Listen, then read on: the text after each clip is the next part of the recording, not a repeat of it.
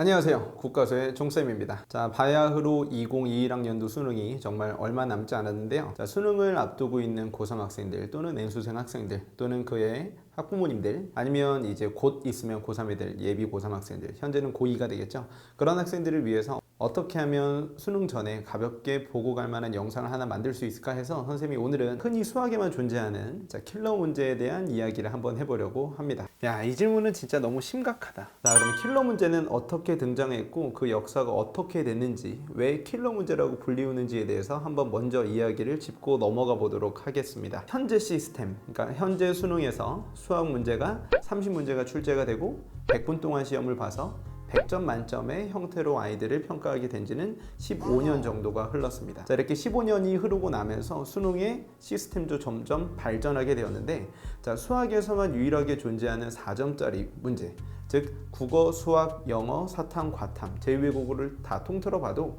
4점짜리가 존재하는 과목은 유일하게 수학밖에 없거든요. 그런데 이제 수학 과목에 대해서 아이들 4점짜리 문제들을 어떻게 하면 평가하기 좋을까, 어떻게 하면 잘하는 아이들에게 조금 더 점수를 주고, 자, 어떻게 하면 좀 더 어려운 문제를 풀었던 아이들에게 조금 더 나은 대학을 선택할 수 있는 기회를 줄까 하면서 만들어진 시스템이 바로 현재의 이 수능 시스템이라고 볼 수 있습니다. 우리 현재 시스템에서 수학 문제에서 2점짜리 문제가 가장 쉬운 문제죠. 3문제가 출제가 되고요. 3점짜리 문제는 14문제, 그리고 4점짜리 문제가 무려 13문제가 출제가 됩니다.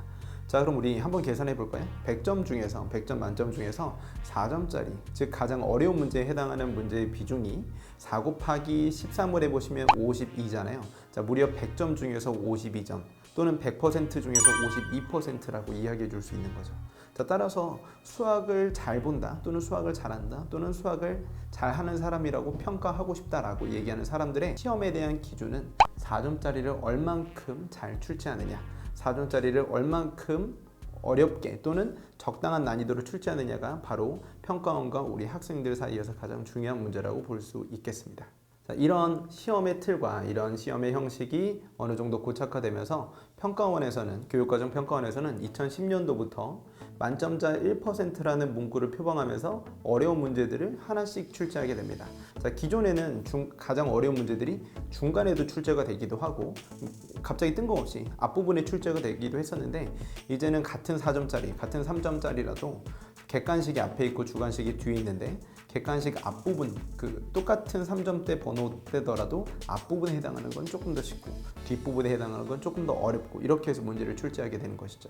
그래서 객관식 21문제, 주관식 9문제가 출제가 되었을 때 객관식 가장 마지막 문제인 21번, 그리고 주관식 가장 마지막 문제인 30번에서 가장 풀기 어려운 문제들을 출제하게 됩니다. 하지만 2013학년도부터 문과는 A형, 이과는 B형이라고 얘기하는 새로운 이름을 붙인 선택형 수능 제도를 도입하게 된 다음부터 발표를 합니다. 이제는 만점자 1%를 하지 않겠다. 하지만 이제 만점자 1%를 맞추기 위한 가장 어려운 문제를 출제하는 방법에 대해서 그만한 이제 아이들을 변별하는 방법이 없었기 때문에, 하지만 그때부터 오히려 더 킬러 문제가 고착화된 측면이 있죠. 그래서 제 기억으로는 2013학년도 처음 이제 지수로그 112 세기 문제부터 해서 하나의 문제를 풀기 위해서 엄청나게 많은 에너지와 노력을 소비해야 되는 문제들이 그때부터 본격적으로 출제가 됩니다. 4점짜리가 14번부터 출제가 되는데요. 14번 문제도 똑같은 4점이고 21번도 똑같은 4점짜리 문제인데, 문제풀이 양과 에너지를 보시면 난이도도 마찬가지고요. 14번은 1분 안에도 풀리는 문제들이 계속 출제되는가 하면, 21번 문제와 같은 경우는 여러 가지 예제들과 여러 가지 기출과 그리고 지금까지 출제되었던 어려운 개념들이 합쳐져서 출제되면서 정말 풀기 어려운 문제들이 나오게 되는 것이죠. 제가 강의하는 걸로만 생각해 보면 21번 문제와 30번 문제를 풀이하는데, 특히 이과 학생들은 제가 칠판에 쓰는 양만 해도 엄청납니다. 한 번 지우고도 부족한 경우들도 꽤 많았으니까요. 자, 그래서 이런 문제들을 푸는 데 있어서 학생들이 정말 죽겠다, 미치겠다. 그래서 이제 나온 이름이 킬러 문제다. 이렇게 해서 사교육계 또는 일반적으로 통용되는 킬러 문제라는 이름이 붙여지게 되고, 킬러 문제를 어떻게 하면 잘 풀어주고 어떻게 하면 킬러 문제와 비슷한 난이도의 문제를 만들어서 학생들한테 제공하는가, 이런 싸움을 하게 되는 사교육계 하나하고, 자, 아니면 나는 21번, 30번은 건들지도 못하겠다. 정말 킬러다. 나는 그렇게 해서 죽고 싶진 않다. 어차피 1등급 컷은 92점 아래쪽에서 형성되는 경우가 많기 때문에 나는 21번과 30번은 아예 읽지도 않고 풀지도 않고 그 전에 있는 20번까지 또는 주관식은 29번까지만 여러 번 풀겠다. 그렇게 해서 1등급을 받겠다라는 전략을 가진 사람들이 등장하게 되는 것이죠. 자, 그래서 이런 킬러 문제들이 수학에서 계속 출제가 되다 보니까 1등급 컷과 2등급 컷에 대한 변화들이 있게 됩니다. 제가 너무 예전 자료만 가지고 오면 조금 그럴 것 같아서 최근 몇 개년만 선생님이 1등급 컷과 2등급 컷에 대한 문과, 이과, 즉 가형과 나형에 대한 변화를 한번 말씀드려 보도록 할게요. 2016년도부터 가형은 1등급 컷이 계속 수능만 보면 92점이었습니다. 그럼 여러분들 한번 생각해 보실까요? 92점이라고 얘기하는 건 100점에서 8점 뺀 거고 그 8점이라는 게 바로 뭐겠습니까? 21번과 바로 30번이 되겠죠. 즉 21번과 30번, 물론 그렇진 않겠지만 그 두 문제를 다 틀리고 다 맞춘 학생들도 충분히 1등급을 받을 수 있는 시험이라는 겁니다.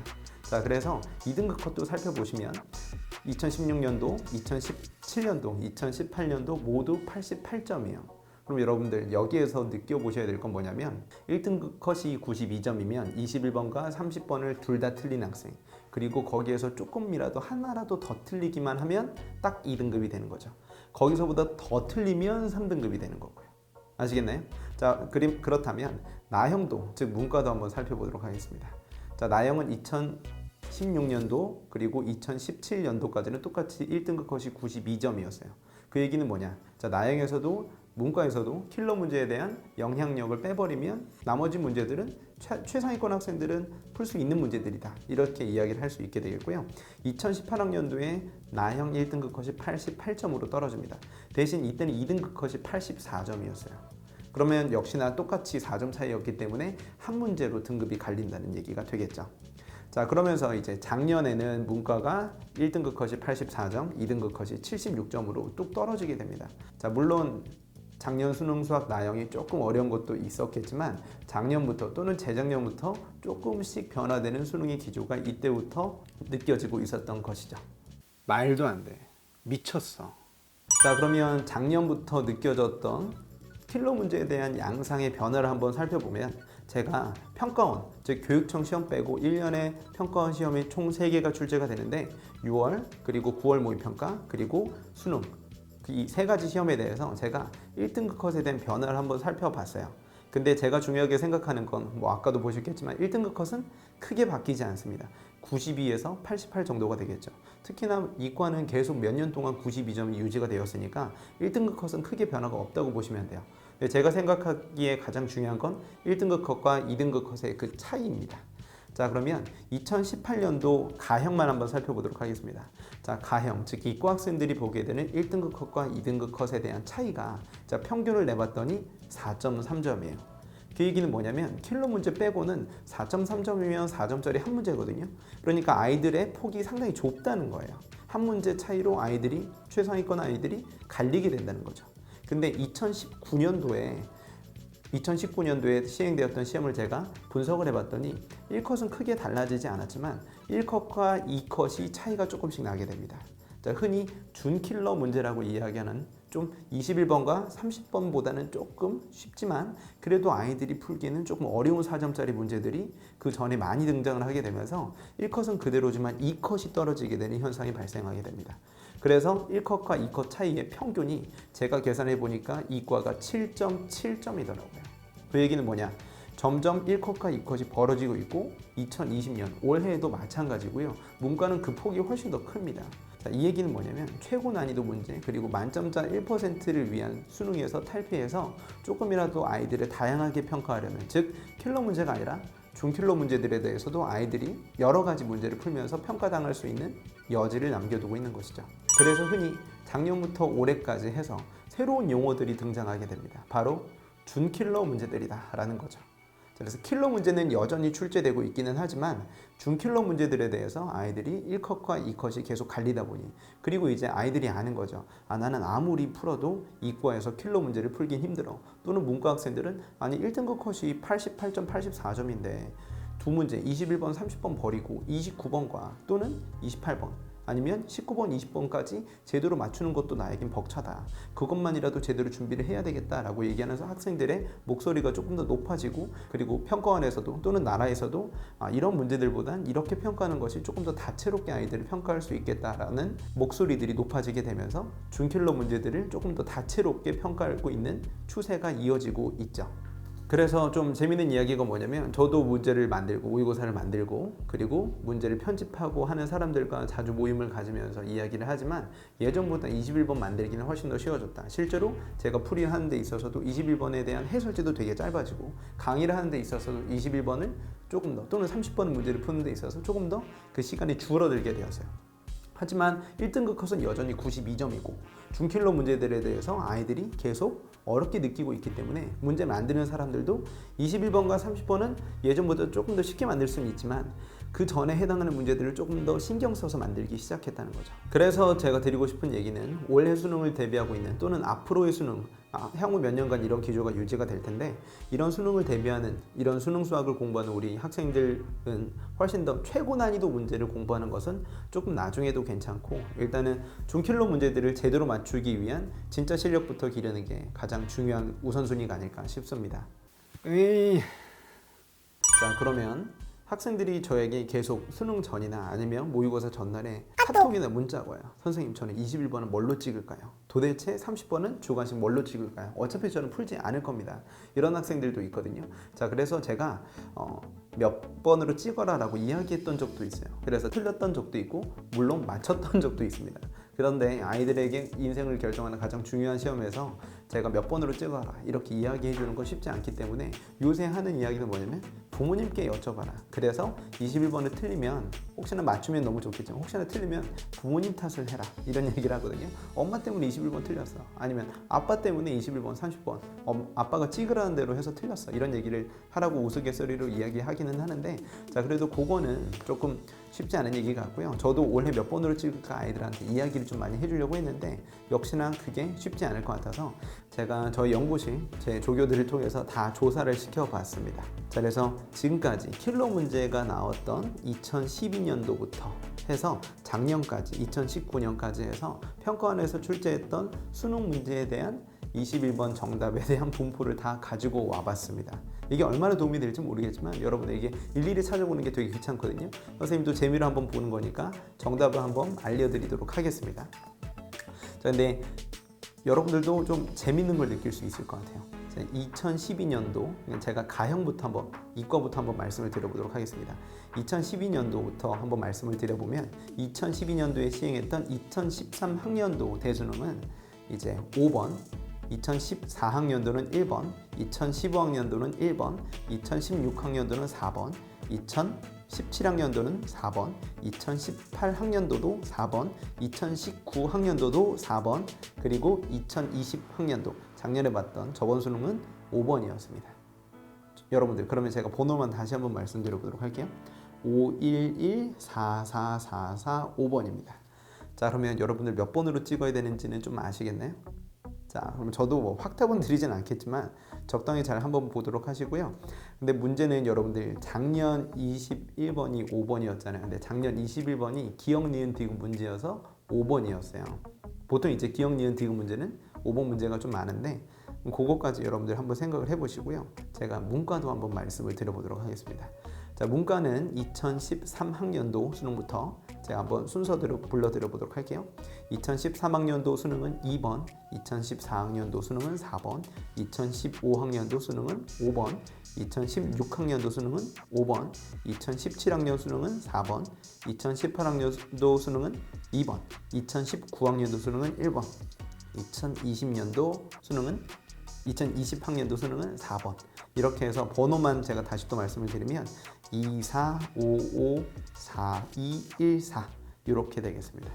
자, 그래서 문과는 조금 더 이과보다 다채롭게 출제가 되는 편이라서 몇 번으로 찍으라고 이야기하기는 쉽지 않을 것 같아요. 하지만 제가 말씀드리고 싶은 얘기는, 제가 불러줬던 이 정답대로 찍어라 이게 아니라 푸는 것도 나쁘지 않다. 제가 아까도 말씀드렸지만 21번을 풀겠다라고 얘기하는 학생들은 진짜 앞에 있는 문제들을 다 맞추는 게 자신 있는 학생들. 무슨 얘기인지 아시겠죠? 근데 내가 3, 4등급이야. 80점을 넘어본 적도 없어. 3등급만 쭉 받았어. 그러면 이런 학생들은 21번을 사실 풀어서 맞추기는 쉽지 않죠. 그렇기 때문에 21번과 30번을 킬러 문제를 제외한 중킬러 문제들에 대해서도 어느 정도 정답을 맞춰주는 것도 괜찮은 등급을 가져가기에 좋은 전략이라고 말씀드릴 수 있습니다. 그러니까 21번, 30번은 너무 푸는 거에 집착하기보다는 오히려 안 풀고 나머지 문제에 집중하는 것도 괜찮다. 하지만 반대로 나는 최상위권이다.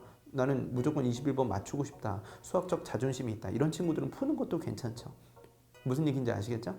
자, 그러면 제가 보너스로 우리 수학에서 딱 한 문제 출제되는 기억, 니은, 디귿 문제에 대한 팁도 한번 드려보도록 하겠습니다.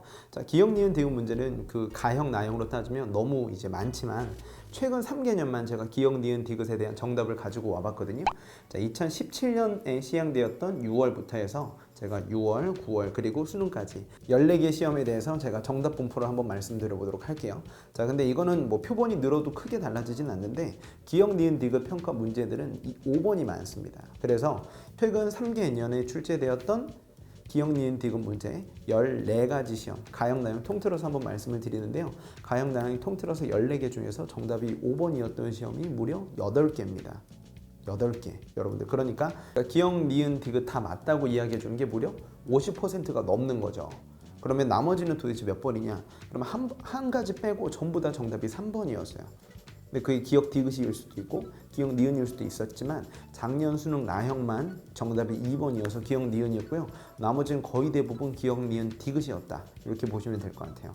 자, 근데 이것도 영상 보고 여러분들 오해하지 말길 바라겠습니다. 꼭 푸세요, 여러분들. 풀고 또 댓글 와가지고 양쪽 네가 5번이라며 이런 게 아니고 여러분들 풀어보시고 좀 도저히 어려우면 5번으로 찍는 것도 나쁘지 않다라는 이야기를 선생님이 해주고 싶은 겁니다. 자, 그러면 제가 준비한 재미로 보는 21번 킬러 문제 또는 30번 킬러 문제에 대한 역사성과 유래, 이런 건 교육 목적상 어떤 의미를 가지고 있고 어떻게 변화해 왔고 요새는 킬러 문제보단 중킬러 문제가 더 중요하게 되는 시스템이 고착화되면서 킬러 문제들에 대해서 좌지우지되는 1등급 컷이 좌지우지되는 그런 시험이 아니라 진짜 수학 실력을 평가하는 시험으로 조금씩 발전되어 가고 있다, 이런 얘기를 드리면서 제가 오늘 준비한 내용은 여기까지고요. 우리 수능 본 학생들 진짜 화이팅해서 21번 30번 꼭 찍는다면 꼭 잘 찍어서 맞출 수 있는 사람이 되었으면 좋겠습니다. 자, 제가 준비한 내용은 여기까지고요. 자, 다음에 조금 더 유익한 내용으로 국가수 시청자분들 만나도록 하겠습니다. 안녕히 계세요.